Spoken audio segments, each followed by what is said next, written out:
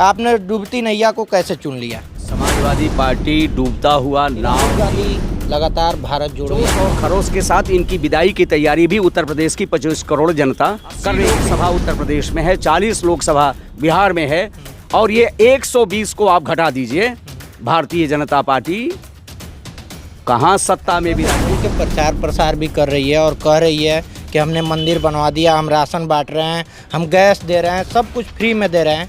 और सपा के पास आखिर क्या मुद्दे हैं? 2024 में ये विदा होने जा रहे हैं। लोकसभा चुनाव 2024 की सरगर्मी तेज हो चुकी है। ऐसे में हमारी टीम देवरिया में मौजूद है और देवरिया से समाजवादी पार्टी के राष्ट्रीय सचिव सुभाष चंद्र श्रीवास्तव जी हमारे साथ हैं। इनसे जानेंगे कि आखिर जहां लोग आजकल भाजपा में डुबकी लगा करके और भाजपा में पवित्र होते नज़र आ रहे हैं, वहां जो है कि सुभाष चंद्र श्रीवास्तव जी जो कि पूर्व विधायक रहे, बड़े पद पे रहे और उसके बाद सपा में आकर के जो कि लोग कह रहे हैं, भाजपा वाले कह रहे हैं डूबती नैया है। डूबती नैया का सहारा कैसे, आपने डूबती नैया को कैसे चुन लिया? एक तो समाजवादी पार्टी डूबता हुआ नाव नहीं है, इस मुल्क को पार कराने वाला नाव है, डूबता हुआ नाव नहीं है। दूसरा ये है कि समाजवादी पार्टी हमारा जो उद्गम है, जो हमारी आइडियोलॉजी है, उसी आइडियोलॉजी की संवाहक संस्था है। और सबसे बड़ी बात यह है कि लोकतंत्र को बचाने के लिए अगर कोई राजनीतिक शक्ति इस देश की जनता को, इस देश के आम आदमी के सुरक्षा के लिए अगर कोई चिंता में लगा हुआ है तो समाजवादी पार्टी है और उसके मुखिया माननीय अखिलेश यादव जी हैं।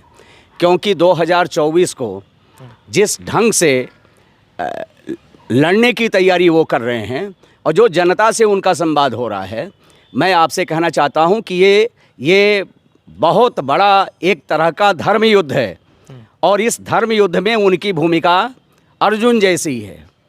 तो जो आदमी सचमुच अपने धर्म का निर्वहन करना चाहता है, उसको समाजवादी पार्टी के आह्वान पर जो इंडिया गठबंधन है उसके साथ उसको लोकसभा के चुनाव में रहना चाहिए।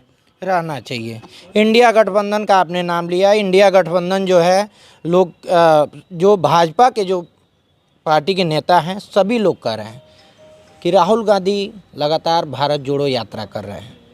कहीं ना कहीं देखा जा रहा है और कह भी रहे हैं लोग कि भारत जोड़ो यात्रा और उसके बाद से अखिलेश यादव से और राहुल गांधी से गठबंधन होती है। गठबंधन होने के बाद जो है चुनाव प्रचार तेज हो जाता है। उसके बाद अभी जो है कि ये लोग कह रहे हैं कि इससे कोई फ़र्क पड़ने वाला नहीं, हमारी तो 400 पार है। कैसे देखें? मैं आपसे कह रहा हूं कि उतनी ही अपार संख्या के साथ ये बेदखल हो रहे हैं 2024 के चुनाव में। यानी 400 पार कह रहे हैं तो 400 पार खत्म हो जाएगा। कह तो रहे हैं कि उतने बड़े अंतर से ये सत्ता से बेदखल होने वाले हैं। 2024 का जो जनादेश है वो जनादेश इसी गठबंधन के साथ होगा, महागठबंधन के साथ होगा और इनकी विदाई होगी। जिस जोशो खरोश के साथ उत्तर प्रदेश की जनता ने इनको सत्ता सुख का अवसर दिया, आज उसी जोश और खरोश के साथ इनकी विदाई की तैयारी भी उत्तर प्रदेश की 25 करोड़ जनता करने की तैयारी कर रही है। और मैं आपको कह रहा हूं कि 400 पार ये नारा कितना खोखला है। हम आपको कहना चाहते हैं, पूरा चुनाव के अर्थशास्त्र पर हम आपसे चर्चा नहीं करना चाहते। हम गंगा यमुना के इलाके के जो विशाल जो हमारा हिस्सा है, भूभाग है, केवल उत्तर प्रदेश लखनऊ से लेके पटना तक की बात मैं कर रहा हूँ। 80 लोकसभा उत्तर प्रदेश में है, 40 लोकसभा बिहार में है और ये 120 को आप घटा दीजिए, भारतीय जनता पार्टी कहाँ सत्ता में विराजने वाली है। केवल उत्तर प्रदेश और बिहार के 120 सीट को घटा दीजिए, ये कहाँ रहने वाले हैं? पूर्वोत्तर में कहाँ हैं? दक्षिण भारत में ये पहले से ही गैर हाजिर हैं, कहाँ लड़ेंगे? ये भी आरोप लग रहा है कि यहाँ जो है बिहार का आपने नाम लिया, वहाँ पे नीतीश जो है सरकार से इस्तीफा देते हैं, उसके बाद से फिर सीएम बनते हैं और भाजपा से गठबंधन करते हैं, उसके बाद से यहाँ जो है कि सपा कहीं दूर दूर तक नज़र नहीं आ रही, उसके बाद कैसे आप लोग लड़ रहे हैं? आप देख रहे हैं बिहार के भीतर पटना के उस रैली के पूर्व जो वहाँ तेजस्वी जी के जो कार्यक्रम संपूर्ण बिहार में हुए, स्वतः ही स्फूर्त जो जन समुद्र उमड़ा है, वो इस बात का द्योतक है कि आप जो कह रहे हैं पाला बदल लिया नीतीश जी ने, तो आप देखिए जन समर्थन किसके साथ है। यानी ये आपका कहने का मतलब साफ है कि नीतीश जी जिधर जो है कि सत्ता का लोभी हैं और सत्ता जिधर मिलता है उधर ही जाते हैं। मुझे किसी पर कोई आरोप नहीं करना है, मुझे ये कहना है कि लोकतंत्र को बचाने के लिए, भारत के संविधान को बचाने के लिए 2024 का चुनाव केवल सरकार के सृजन के लिए, सरकार निर्माण के लिए नहीं हो रहा है। ये तय होना है, दो पक्ष है इस मुल्क के भीतर। इस जो धर्म युद्ध की बात मैं कह रहा हूँ, धर्म युद्ध में एक पक्ष है जो भारत के संविधान से असहमत है, दूसरा पक्ष है कि जो भारत के संविधान से मिले हुए जो इस देश के गरीब को, अल्पसंख्यक को, महिला को या संपूर्ण हिंदुस्तानी को जो उसको अधिकार मिले हुए हैं भारत के संविधान से, वो उसको बचाए रखने वाली एक दूसरी जमात है। तो संविधान को बचाना और जो लोग संविधान में बदलाव के लिए लगे हुए हैं, इन दो के बीच में ये लड़ाई है 2024 की। तो हर जागरूक आदमी का ये काम है कि 2024 में लोकतंत्र को बचाए, भारत के संविधान को बचाए, तो उसका भविष्य भी सुरक्षित रहेगा। या इस देश के समाज के किसी भी तबके के बारे में आप पूछना चाहते हैं, वो तभी उसको सुरक्षा मिल सकती है जब इस देश में लोकतंत्र रहे। भाजपा तो खुल के प्रचार प्रसार भी कर रही है और कह रही है कि हमने मंदिर बनवा दिया, हम राशन बांट रहे हैं, हम गैस दे रहे हैं, सब कुछ फ्री में दे रहे हैं। और सपा के पास आखिर क्या मुद्दे हैं, किस पर चुनाव लड़ेगी? उनके पास तो कोई मुद्दा भी नहीं है। उनके पास अगर वो मुद्दा होता तो उन मुद्दों के साथ वो जाते, अपने 10 वर्षों के कामों के आधार पर जाते। तो 10 वर्ष के काम के आधार पर जनता से वोट मांगने का नैतिक साहस उनके पास नहीं है।